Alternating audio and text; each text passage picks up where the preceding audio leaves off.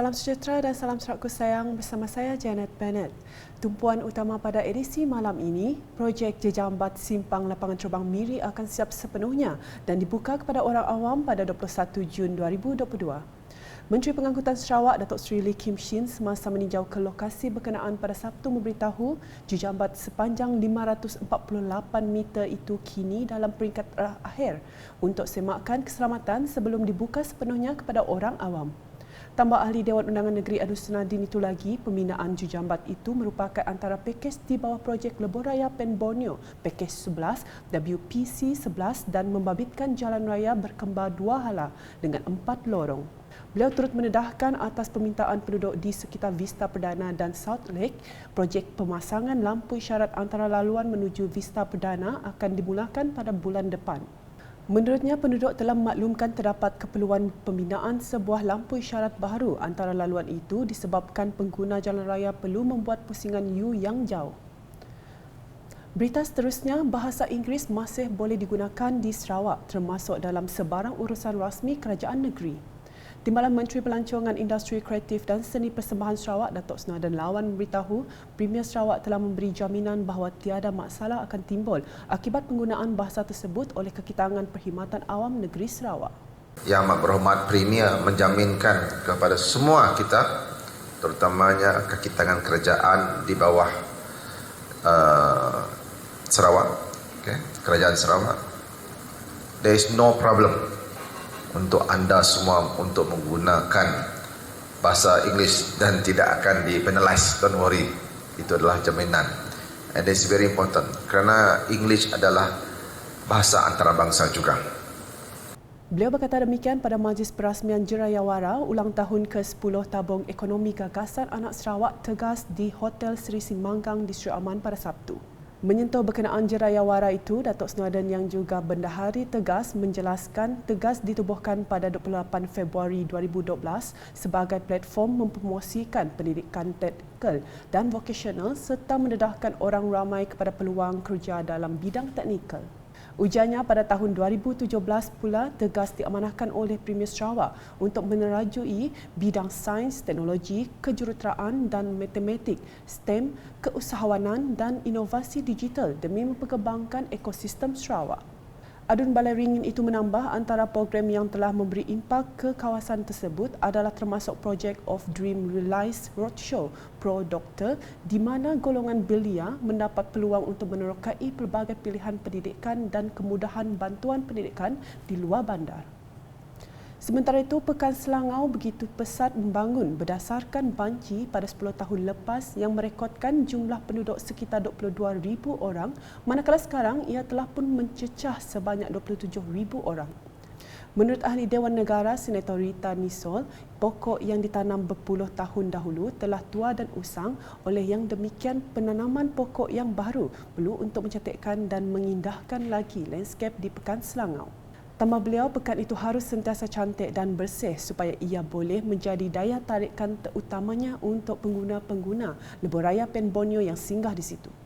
Buat masa ini kita tahu ada kelebihan kita, kita banyak hasil yang dijual di sini, di tambuk kita, berbagai hasil hutan dan begitu juga ikan.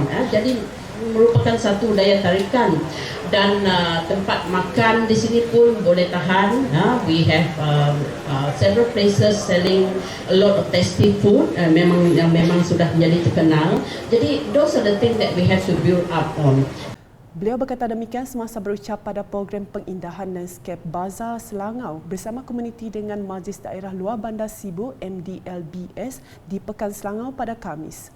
Beliau berpesan walaupun Selangau ialah pekan yang kecil, namun itu bukan alasan untuk kawasan tersebut ketinggalan arus kemajuan kerana pekan itu merupakan laluan utama orang ramai termasuk pelancong. Justru katanya pekan tersebut juga boleh dijadikan sebagai tarikan pelancong dan sekaligus meningkatkan ekonomi penduduk sekitar, bukan sahaja untuk mereka yang memiliki kedai tetapi juga masyarakat yang menjual hasil-hasil pertanian. Laporan selanjutnya mengenai Festival Muzik Hutan Hujan Sedunia atau Rainforest World Music Festival RWMF 2022 di mana selepas pandemik COVID-19 yang melanda dunia 2 tahun yang lalu, kini ia kembali dianjurkan secara hybrid dari 17 hingga 19 Jun tahun ini.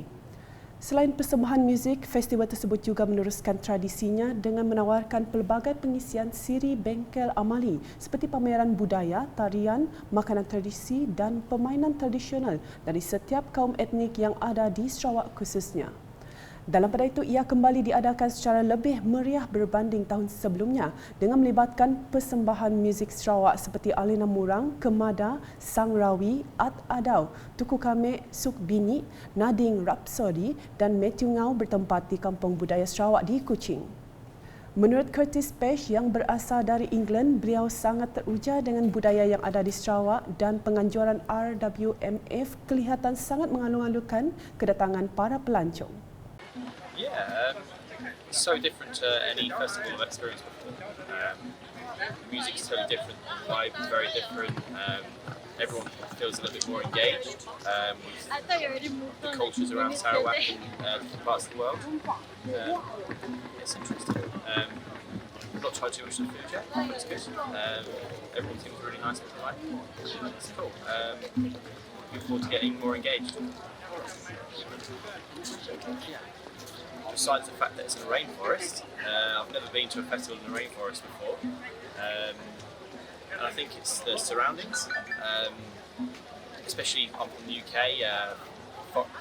Festivals tend to be in big fields, and you tend to camp on site in tents. Here, the surroundings totally different. Just the buildings, Ivan Longhouses. Just you feel a bit more in touch with the local culture and the environment that you're sort of like experiencing. How about the people and the foods, the local dishes? Do you enjoy? Sarawak laksa. Yeah, love that. Nice and spicy, really good. It's a tasty dish. Yeah. People, probably the nicest people in the world. Everyone's so polite, everyone's so chatty. Everyone says hello. Yeah, it's nice. I'm here by myself for work, so it's a nice little thing to come along to. Yeah, came at a good time. Beliau berkata demikian ketika ditemu bual wartawan Unit Komunikasi dan Penerangan Sarawak UKAS di Kampung Budaya Sarawak pada Sabtu. Selain itu, pengunjung dari Johor, Hambali berkata penganjuran festival itu semestinya satu platform yang sesuai bagi mempromosikan Bumi Kenyalang ke mata dunia. Okey, pada saya event kali ini selepas 3 tahun, ini tahun ketiga lah kan, 2 tahun sebab pandemik, so amat seronok diadakan dan kita dapat melihat kemeriahan di Kampung Budaya kembali lagi selepas 2 tahun diadanya Rainforest World Music Festival ini, dan event ini sangat bagus untuk mempromot budaya masyarakat Sarawak. Bukan saja Sarawak, even Sabah pun ada dekat sini, kepada masyarakat luar, kepada masyarakat seluruh negara dan juga di luar negara, khususnya dari segi muzik, tarian, dari segi budaya seperti makanan, ada pakaian tradisional dan macam-macam lagi lah. So we hope that event ni akan terus diadakan pada masa akan datang, and hopefully tiada lagi sebarang halangan lah untuk event-event seperti ini diadakan di Sarawak ini. Manakala pengarah RWMF 2022, Mona Abdul Manap memberitahu sambutan daripada pengunjung yang datang ke festival itu sangat menggalakkan dan adalah di luar jangkaan. Jadi kita harap tahun tu, walaupunnya seat sehebat tahun-tahun yang lepas lah, kita expect 50,000 people over 3 days. Dalam 12 ke 15 ribu orang lah. And actually yesterday, Friday, kita rasa mungkin kurang orang sih berani nak keluar ke apa indah. Tapi bila kita nagatik, surprisingly nang ramai orang. And for Friday, very very happening lah. Today, Saturday, nangga orang workshop tu nang full habis. So malam tu orang dah takut sikit tu, penuh tu kali malam tu. So far, nyampun sambutannya very very positif.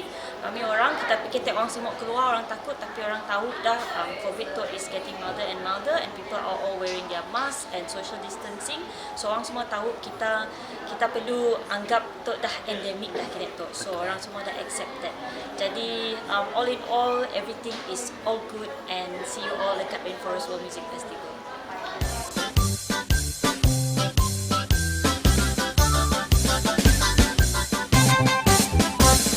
Kami putra bersatu, asas berjuang untuk semua. Beralih ke perkembangan Perhimpunan Agong Parti Pesaka Bumi Putera Bersatu PBB Sarawak ke-15. Cogan kata berkorban bersatu dan duduk sama rendah, berdiri sama tinggi sentiasa menjadi amalan setiap ahli-ahli PBB.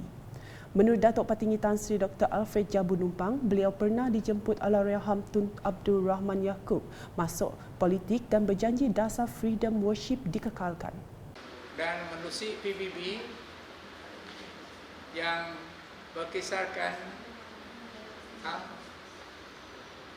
slogan kata berkorban bersatu. Kita sama duduk sama rendah, berdiri sama tinggi dalam arti kata. Semua falsafah ini dikekalkan oleh ahli-ahli PBB. Dan juga apabila pimpinan Tun Allahyarham Tun Rahman Yaakob berakhir dan disusuli oleh pimpinan Yang Amat Berhormat Tun Bin Sri Tahir Mahmud, Yang Amat Berhormat Tun Bin Sri Tahir Mahmud mengekalkan dan improve lagi cara dengan mengadakan banyak persefahaman mengenai cultural understanding semua suku kaum. Beliau berkata demikian semasa ditemui di kediamannya dalam wawancara khas sempena Perhimpunan Agong Tri Tahunan PBB Sarawak ke-15 baru-baru ini. Tambah Datuk Patinggi Tan Sri Alfred Jabu lagi, Tun Pehin Sri Abdul Taib Mahmud telah mengadakan simposium budaya dari semua kaum supaya dapat mengutarakan asas yang dapat mengekalkan kesejahteraan, keamanan serta kerjasama yang erat tanpa menjejaskan sesiapa. Malah pegantinya Allahyarham Pehin Sri Adana Satem dan Datuk Patinggi Tan Sri Dr. Abang Abdul Rahman Zahari Tun Datuk Abang Openg turut menyambung dan memelihara kesinambungan persefahaman budaya semua suku kaum dalam mengekalkan perpaduan dalam PBB Sarawak. Dalam PBB hari ini, beliau melihat Sarawak akan melangkah dengan cara yang positif dengan mengekalkan tabiat yang baik, memelihara kesejahteraan dan kerjasama yang baik serta mendidik generasi baru untuk hidup bersama.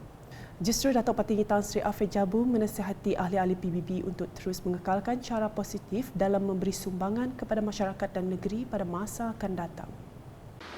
Saya melihat Sarawak akan melangkah dengan secara yang positif dan dapat mengekalkan tabiat yang baik, menyuburkan dan melindung semua cara untuk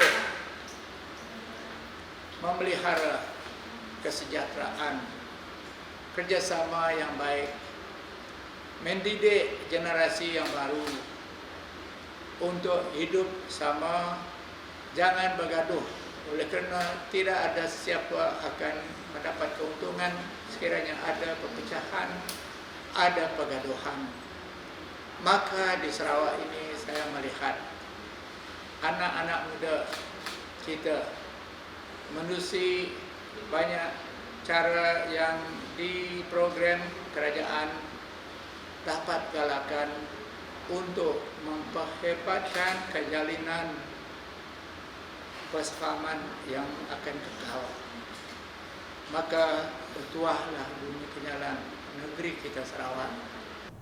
Sementara itu, parti PBB yang diasaskan pada tahun 1973 itu mendukung kepada kepentingan Bumiputera.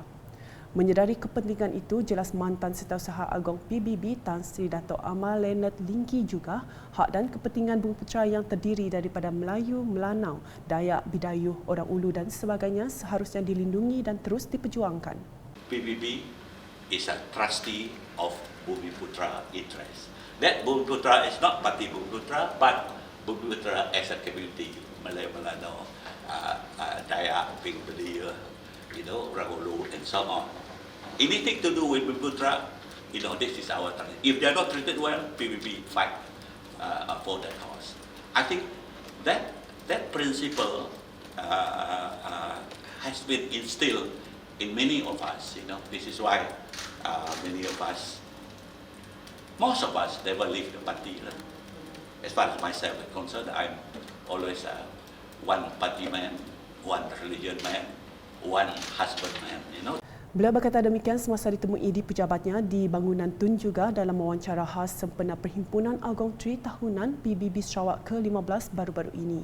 Ujarnya, selain pesaka dan Bumiputera, perkataan bersatu dalam PBB Sarawak itu turut membawa kepada kata kunci utama iaitu proses yang sedang berjalan dan berterusan.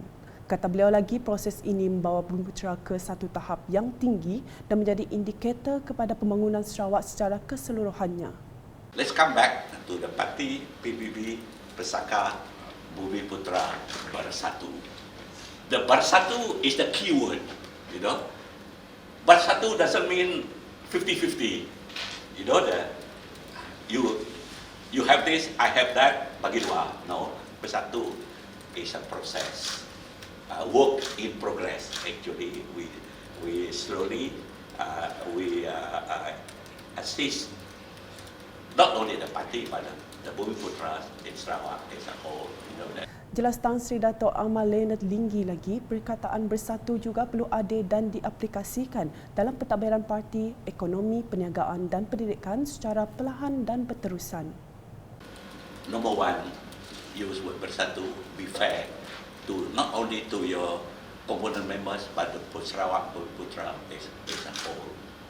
When I said you need to look after their, largely is party administration, in economic, in business, in culture, in education. You know, it has to be slowly developed so that the difference between each community will be reduced. That is the meaning of bersatu really. Dalam pada itu, mantan Ketua Wanita PBB Sarawak Tan Sri Dato' Sri Empiang Jabu berkata, PBB berperanan penting dalam menyatukan semua etnik di Sarawak khususnya. PBB is formed with Bumiputera and the Pesaka Party. And for the Pesaka, where I am more familiar with, we have so many different ethnic groups in there. We have the Iban, the Padayu, the Kayan, the Kenyah, the Klabit, the Berawan, the Lembawang, the Penan, and so on and so on. So I believe, and during my time, this is what I've been wanting to do, is to bring in all these various ethnic groups to come to PBB. Beliau berkata demikian semasa ditemui di kediamannya dalam wawancara khas sempena Perhimpunan Agong Tri Tahunan PBB Sarawak ke-15 baru-baru ini. Selain merupakan mantan Ketua Wanita PBB, Tan Sri Dato' Sri Empiang juga merupakan pengerusi Sarakup Induk Dayak Sarawak SIDS ke-9 dan merupakan pengerusi SIDS paling lama berkhidmat dengan organisasi itu selama kira-kira 34 tahun. Beliau juga merupakan wanita Dayak Iban pertama yang menerima ijazah dalam bidang pendidikan. Beliau menerima ijazah sarjana bunda dari Universiti Victoria New Zealand pada tahun 1967 dan diploma dalam bidang perguruan dari Epsom Teachers College, New Zealand. When I was there, I tried to bring in, at least for the Majlis Tertinggi Wanita, we have the Iban, we have the Badayu, we have the Kayan, the Kenyah, the Klabit, the Lembawang, the Penan, come into our wanita. If they cannot be represented, because we only have certain number that can be in Majlis Tertinggi, then we include them at various other committee and subcommittee level. Make sure that nobody is left out. Sekian edisi malam bersama saya, Janet Bennett. Berita lebih lanjut boleh didapati di semua platform media sosial UKAS termasuk portalkas.sarawak.gov.my dan UKAS channel di YouTube. Salam UKAS.